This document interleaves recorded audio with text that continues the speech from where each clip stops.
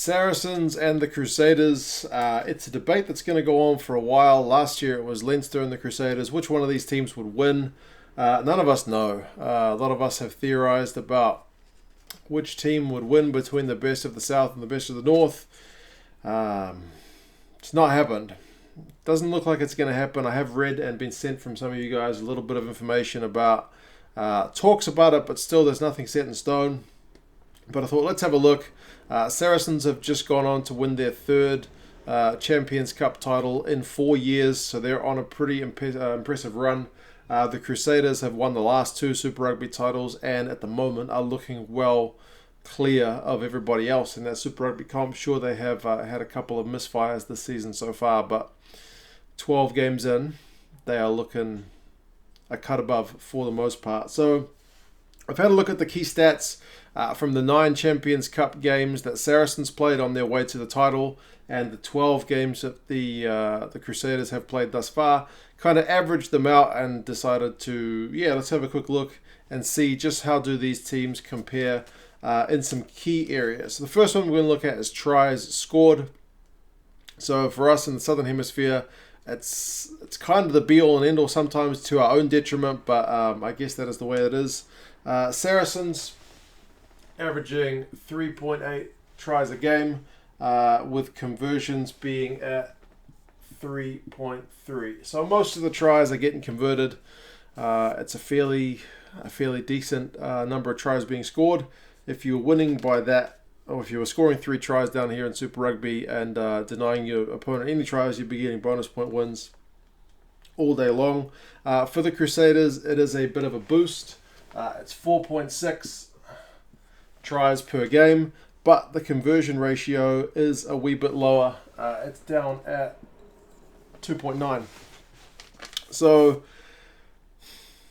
I mean, those are both pretty decent numbers still. 4.6 is a fair bit higher than 3.8.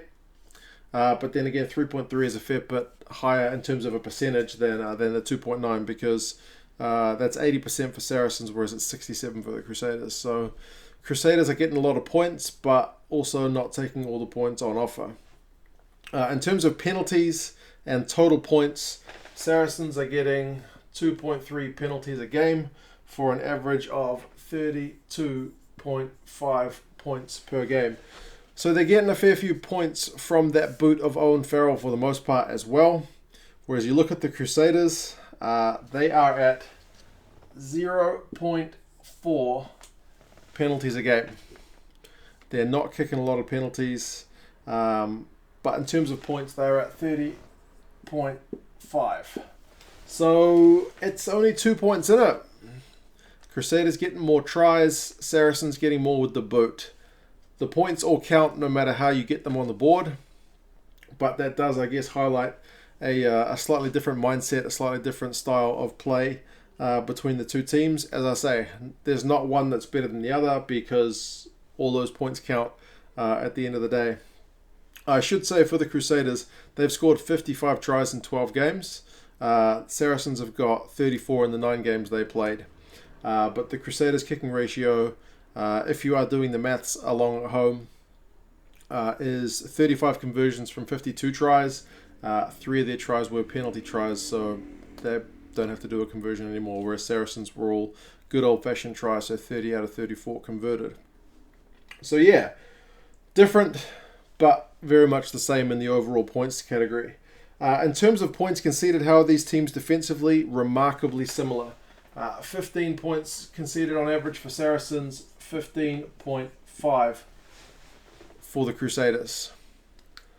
So you got the Crusaders conceding half a point more per game and scoring 2 points fewer per game. So it's very, very tight between these two top teams. But now if we look at the way they're getting these points, how are they building up to that? You look at the number of carries per game. Saracens 130, whereas the Crusaders are 102. Now, I haven't had a look at the possession stats because that would have taken me a lot more time and I'm lazy. But yeah, I'm not sure how much of this is possession and how much of this is the style of the game. If you look at the clean breaks and the defenders beaten, sometimes it's called tackle busts or line breaks, but it's 9 clean breaks for Saracens per game. Remember, they're using 133 carries to get those 9 clean breaks. And it's 24.6 defenders beaten. So they are beating guys a fair bit at the time. A lot of that, you think, is going to be Billy Vunipola. Because that guy, at least this season and in recent seasons when he's been fit, is just a monster of a man. In terms of the Crusaders, 7.6. So it's a bit lower, but remember, take into account they're carrying the ball a bit less. And it's 22.3. So a very similar amount of defenders beaten with a lot fewer carries. So, yeah, we'll go on.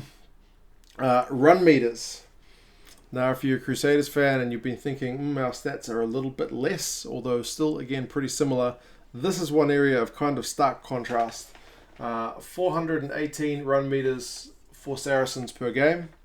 The Crusaders, and this is probably part of the way Super Rugby is played, 712 run meters per game over the 12 games they've played this season. When they get the ball, although they're not carrying it as many times as Saracens, they are just cutting teams to bits. And as I say, I've covered the Champions Cup and I've been covering Super Rugby. The average tackle percentages between the two competitions is quite different. Like Super Rugby, you regularly see teams tackling 75% of the time. 1 in 4 tackles is getting missed. In Champions Cup, not so much.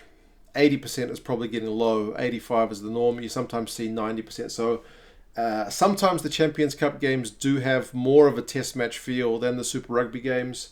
But Super Rugby games, you see sometimes, not always, pretty amazing attacking play at times. So there's a bit of a contrast in those numbers. But like I said earlier, you look at the points conceded, points scored. It's all different ways to get to the same end. When you look at tackles, again, I suppose it speaks a little bit to the kind of game being played.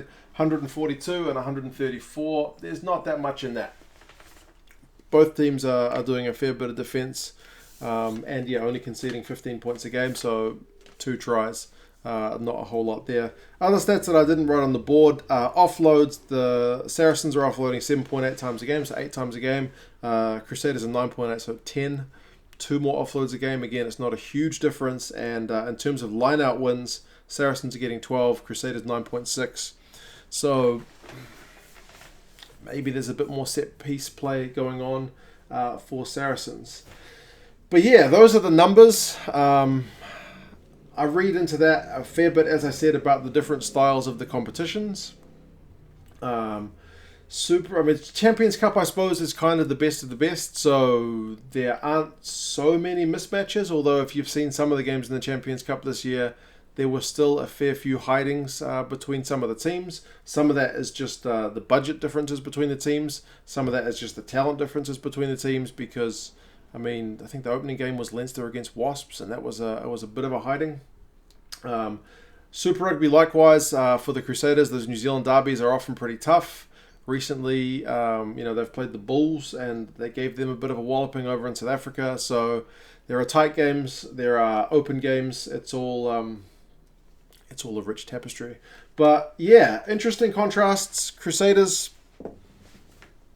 if they played Saracens, would the boot cost them at the end of the day? If they're missing that many conversions, would Saracens be able to carry the ball, tackle the Crusaders into submission? It is a question I would like to see answered. I think all of us would like to see the European champion take on the Super Rugby champion at the same time, because Super Rugby is the best of South Africa, New Zealand, Australia, Argentina, and Japan, even though those latter two have only got one team between them. Well, one team each. But I know the scheduling would be hard, because if they were to play right now, Crusaders are in the middle of their season, Saracens maybe a bit tired towards the end of their year. The scheduling thing is always going to be an issue, but sure enough, it's something I would like to see happen at some point. What do you guys reckon? Do you think you can read much into these numbers? As I said, very different competitions, very similar points scored, very similar points conceded. Not a whole lot of difference in kind of clean breaks and defenders beaten. Fair bit of difference in run meters. Tackles, not that much in it. Conversions, tries. You guys let me know what you think about these stats. What do you think the teams compare? And yeah, I'll talk to you again soon. See you later.